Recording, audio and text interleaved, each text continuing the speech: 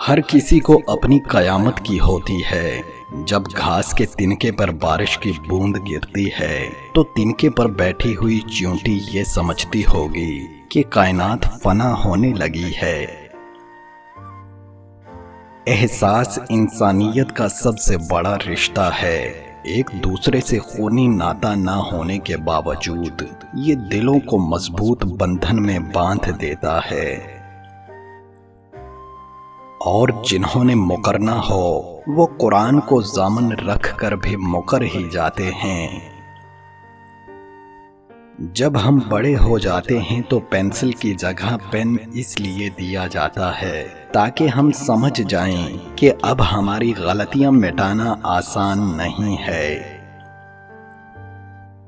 چیزیں ہمیشہ ہمارے منصوبے کے مطابق نہیں چلتی، کبھی کبھی یہ ہمیں گرا دیتی ہیں، مگر ہم ہمیشہ پھر سے اٹھنے کا راستہ تلاش کر سکتے ہیں، اور اس سب کے لیے اپنے اوپر بھروسہ ہونا بہت ضروری ہے۔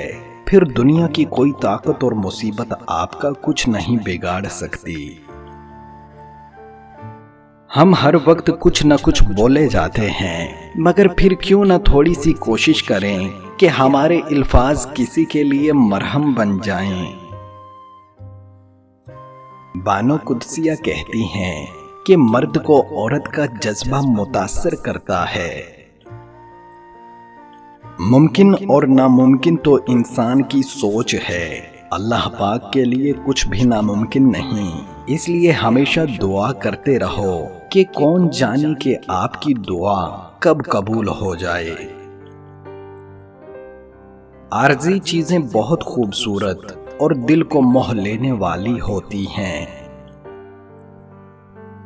بانو آپا کہتی ہیں، اس مرد کی مخلصی کی گواہی میں خود دے سکتی ہوں جس کا دل ہر بار دکھا ہو اور غلطی نہ ہونے پر بھی وہ اپنی عورت سے معافی مانگ لے۔